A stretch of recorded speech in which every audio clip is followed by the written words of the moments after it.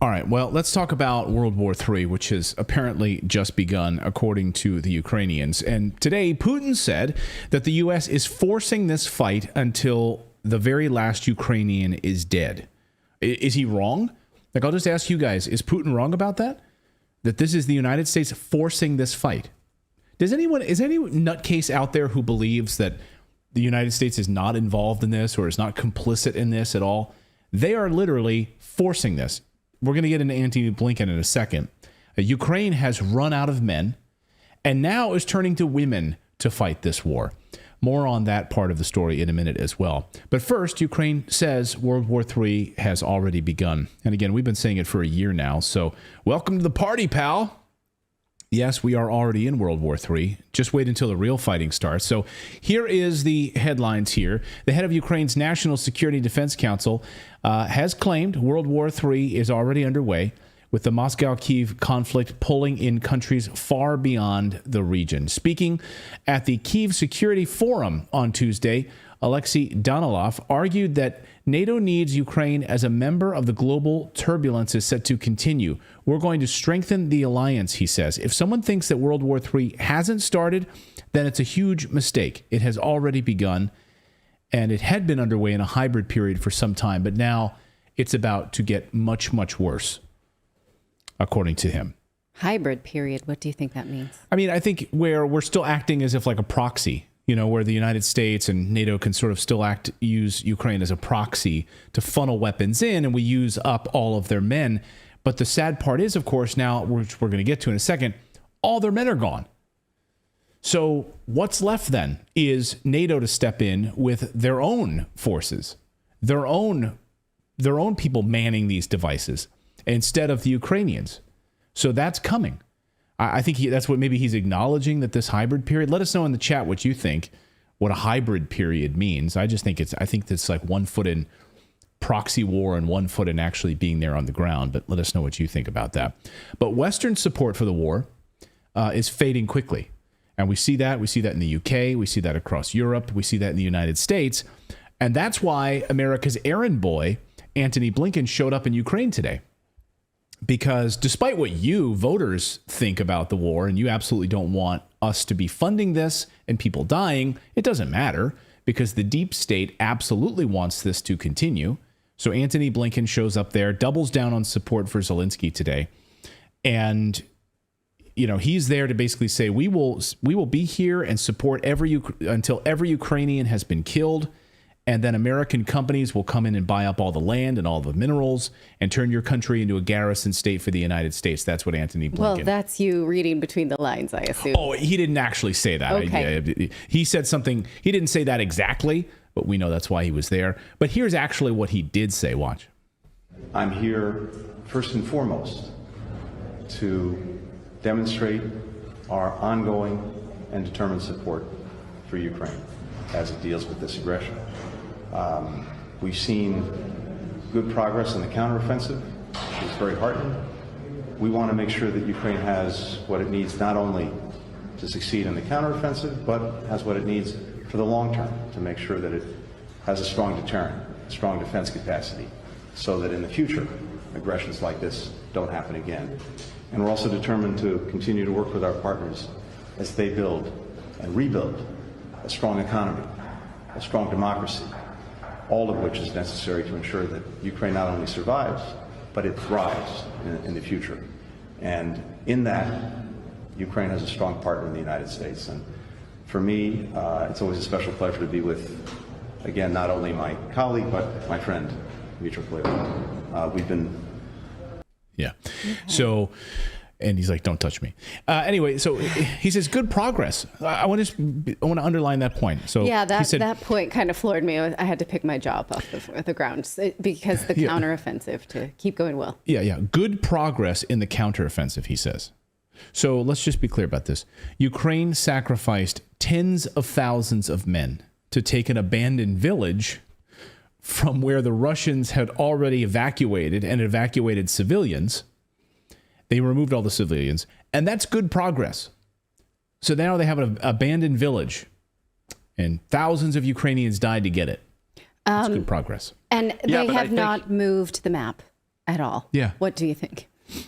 Well, I think it's the sum of the whole. He's not just talking about that part of it. He's talking about the part where they have gone in and bought up properties and stuff. It's the sum of the whole. It's been very successful for, U.S. companies and war contractors and yes. BlackRock and Vanguard progress and so forth. for his customers, Yeah, exactly. Western global elites. That makes sense. Yeah. For them. So that is good progress, yeah. Or maybe the good progress he's actually talking about this. He stopped by one of many brand new cemeteries in Ukraine. Here's a fresh cemetery. He's like, this is progress. You guys are building things. I see innovation here. You guys are building graves like more closely together, and you've like lined paths with flowers. Like your innovation and progress of building cemeteries, you guys have some of the best technology advancements we've seen in the world. Your cemetery advancement projects are progress. That is a shocking image. To think about how much responsibility the West has for those graves. Yeah, he just walks. How do you, you piece of shit, just go in there, lob another $1 billion at this, and then have the audacity to walk down rows of dead soldiers that you are responsible for? You are responsible for this. You are responsible for these people dying for your proxy war.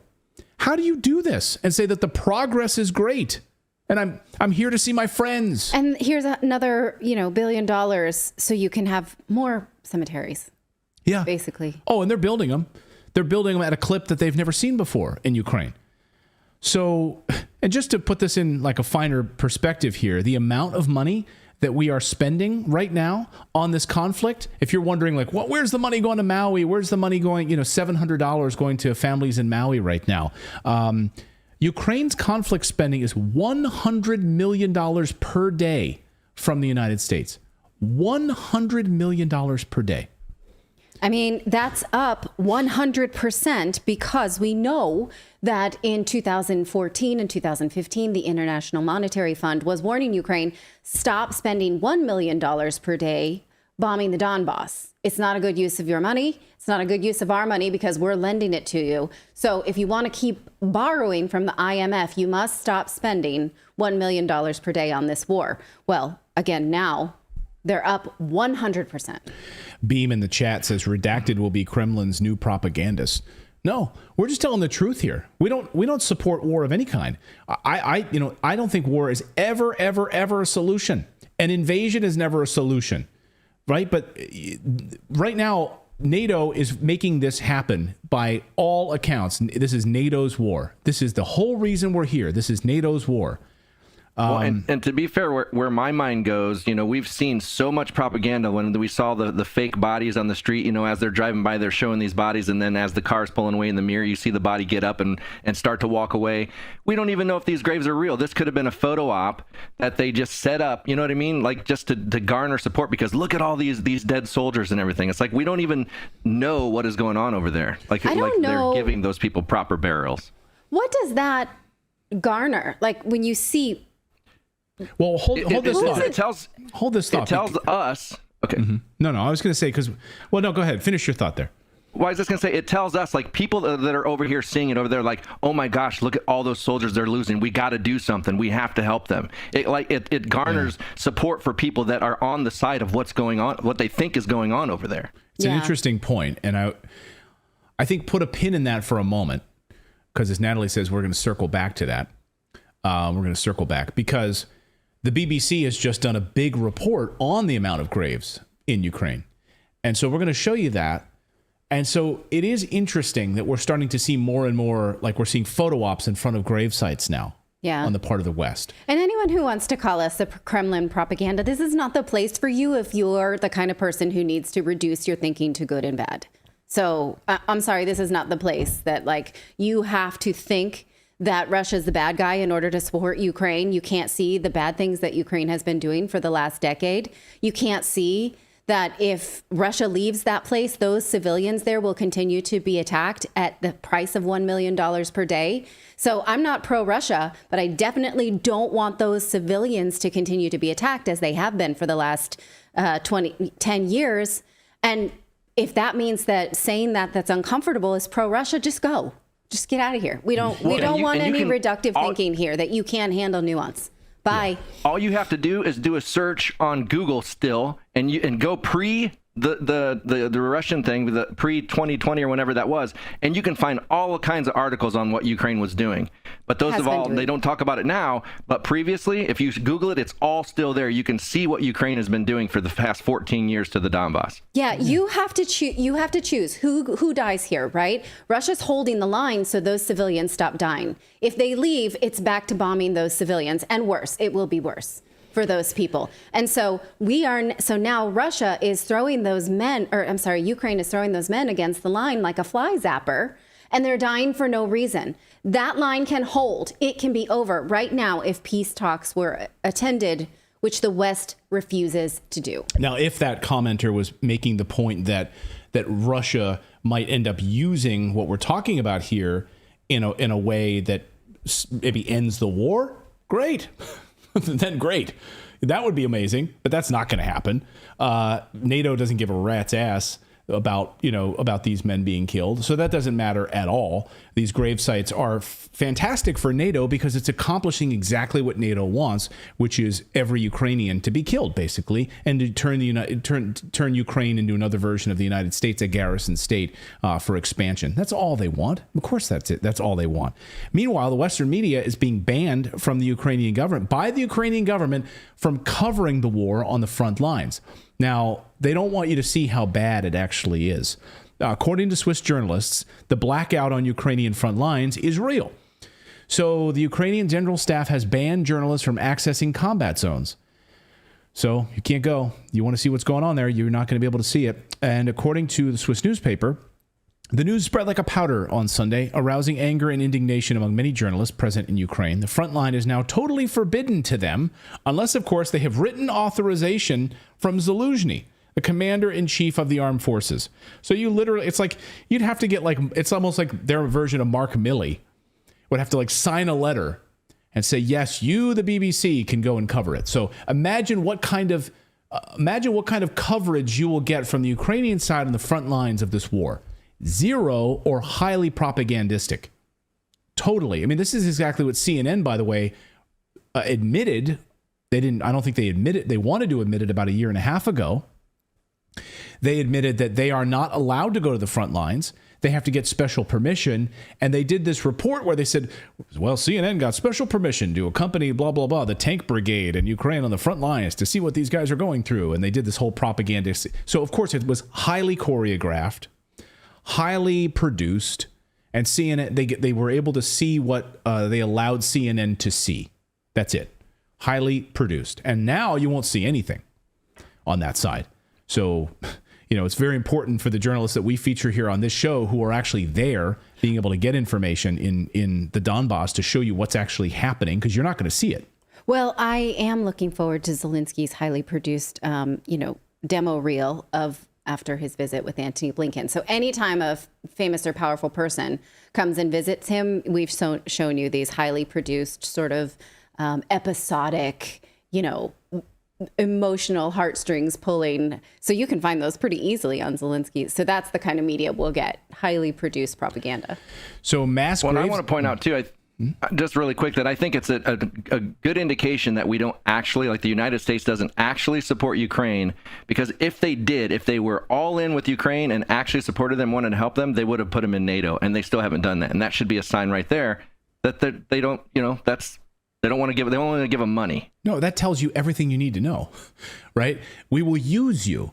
We are going to use you and your country and your people to antagonize Russia and to try to degrade Russia and get what we want, which is an expanded, proxy, but we're not going to actually add you into NATO. That's all you need to know right there.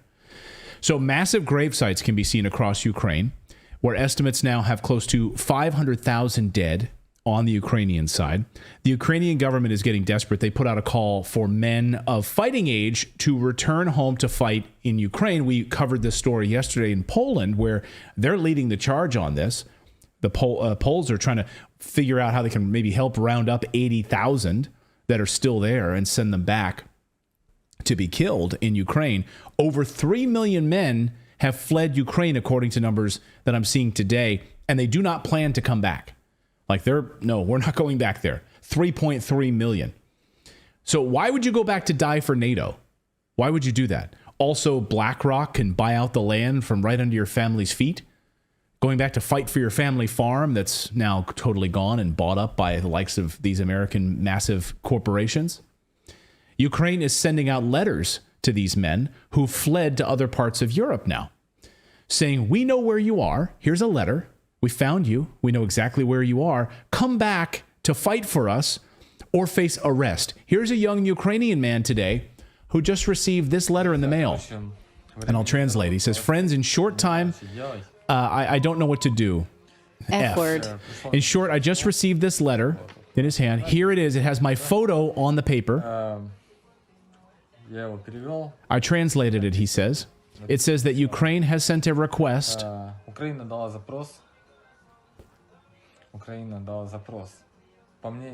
According to the Ukrainian authorities, I entered the territory of the European Union illegally.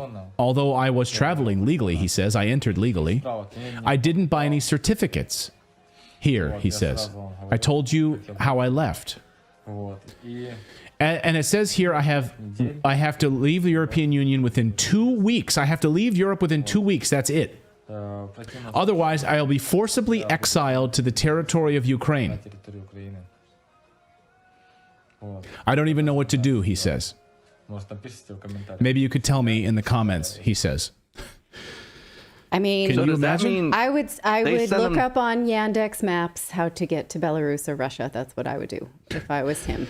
Because Are you going to see like an influx of like, I mean, I don't know. I don't know how safe they would be there, but I do know that the temperature is rising to extradite these men into Ukraine because Europe has signaled and continued to signal that this is what it will do, whatever the United States wants. And this is what Ukraine is doing. Now, interestingly enough, you know, Ukraine is, it's just so amazing to remember a year ago how much these European countries were congratulating themselves for opening borders to Ukrainians. I can't believe that now there would be anything official saying you're not supposed to be in Europe. I mean, Zelensky thanked every European leader for accepting our people. The West, the United States, even Mexico made it easy for Ukrainians. So now we're saying, actually, no, you can't be here. I mean, they're almost, you know, we were so upset that like, oh, you know, it doesn't seem fair that they jumped the line in refugee services. But now you're almost better off being a refugee from a different place with darker skin because at least you're not being sent back to fight. This is insanely terrifying. I saw someone in the chat on YouTube said, just ignore, he was giving advice to this young man. He said, just ignore the letter. They can't arrest you in another country. They can. They absolutely can. Well, that was my question. Like when in that letter, when it says they're going to forcibly remove it, does that mean that the Ukrainian government is able to say, hey, the European officials are going to come grab you and forcibly remove you on their bill? Or are they going to let Ukrainian soldiers into their country to go in and round these people up and take them out? Well, I mean, they don't have... It'll be Interpol. I mean, that kid just said in that letter, he said, I translated it. He translated it because it wasn't in Ukrainian. It was in whatever language the country he was in. It was in the local country in Europe that he was in. So it's Interpol, and it's the local authorities who will come and do it.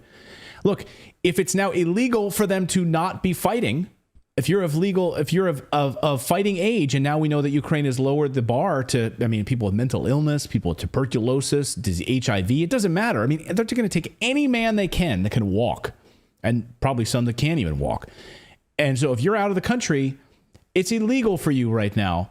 And they're going to be sending out letters on behalf of Zelensky. You better come back and fight and die for NATO. That's exactly what's going to happen here. So if you're Ukrainian and you're watching this right now, this is the letter you're likely to receive. I mean, and I don't know where you go to seek like refuge right now. I mean, maybe Russia's the only place. I don't know if it'd be interesting to see what the United States does. Hey, we'll send you $1 billion. We'll do everything to support you. What about all the fighting age Ukrainians that are living in the United States right now? Mm-hmm. I mean, the tens of thousands of them that have now taken refuge there. Is the United States going to round them up and send them? You know, the United States open border policy? I mean, what's going to happen? We know they were fast-tracked. Yeah, they were given fast track. They skipped over people. They skipped over people at immigration. I mean, so Ukraine has run out of men. Now they are turning to women. The same women who Zelensky yelled at a few weeks ago in that video where he, saying, hey, you guys are partying in nightclubs and so forth. You're out at partying in the middle of like downtown Kiev, like nightclubs, and these men and these mostly women, but we need you now to fight.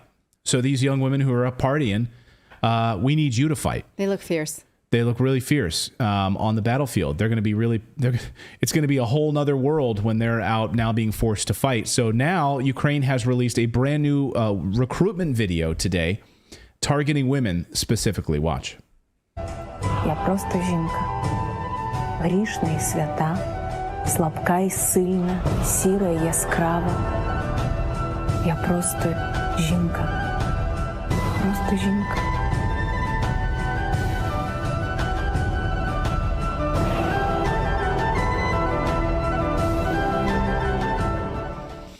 Feels like a trap, doesn't it? Like we promised them we promised them they'd be safe here. And then now we know where they are and we're going to send them right back. Yeah, it's amazing. It's a subterfuge. It's an absolute.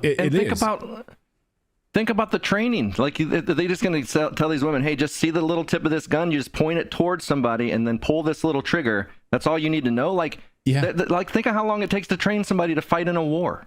No, I mean, it's unbelievable how much training it takes and in 6 weeks, like you think that's going to be enough? The 6 weeks. And they're just going to be infantry, like no tanks, that's all they're going to be, just meat. Yeah, they will be meat going on these landmine fields specifically to root out where these landmines are. Walk out there, and I heard reports about this today. That's how they're using a lot of these men. We need you to go out into these fields and clear these landmines. And that's how many of them are being killed. The BBC just published a great piece of journalism, imagine that, and the number of war dead in Ukraine, it's staggering. Something the government surely is not happy about in the United Kingdom. But the BBC did this story anyway. And I just want to show you just a piece of this BBC documentary that they just released a few days ago about Ukraine's war dead. So that's why I asked you guys earlier to put a pin in this about the graves. These are all fresh graves. A lot of them are, fresh graves. And they have multiple interviews with a lot of different family members who were there at the graves crying about like their son, their brother, their husband, who's dead now. And they're there, right at their grave. So, I don't think that these are fake personally.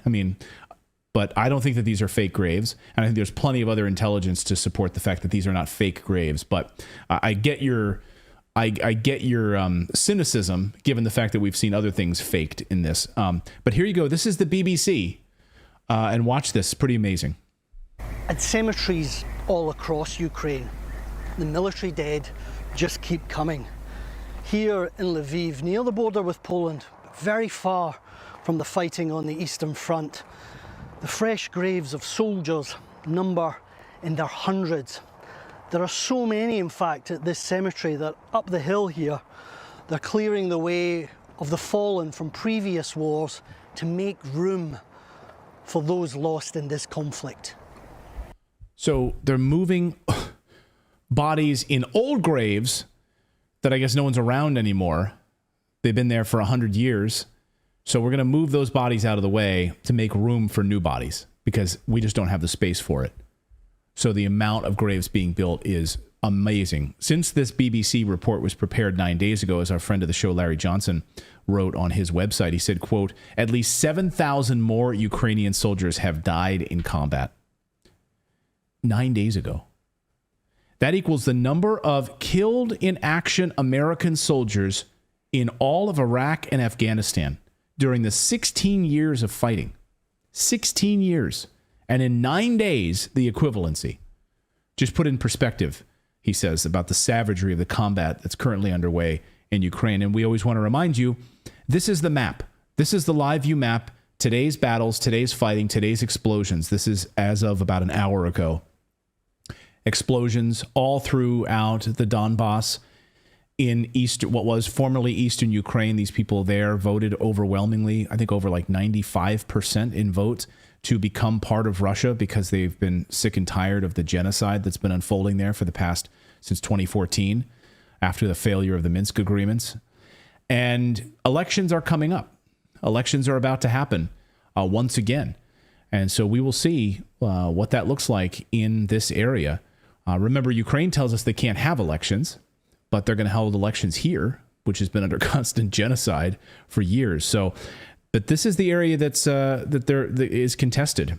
And Zelensky doubling down, basically saying we need to return to pre-war Ukraine, or this doesn't end. That means Crimea. That means all of the Donbass. And that western border you're seeing there, where the red turns to white, is what Antony Blinken says is the counteroffensive that's going well. Good progress. It has not changed since we started looking at this map at the beginning of the counteroffensive in the spring. It has been the same. So all those lives lost, no land gained, all those untrained lives lost. So now we're talking about if Russia leaves, those civilians inside who live inside that red area will again become attacked and terrorized by the Ukrainian army, or what's left of it. And so, it's a matter of protecting those civilians, but it's essentially civilians being thrown at the line. So it's civilians for civilians at this point, because those are untrained military men. We've shown you that footage as well. So it's an unbelievable tragedy. We absolutely should demand of our leaders that peace talks be agreed to right now, yesterday. And tell your local officials that you do not support sending your money to send these people to their deaths.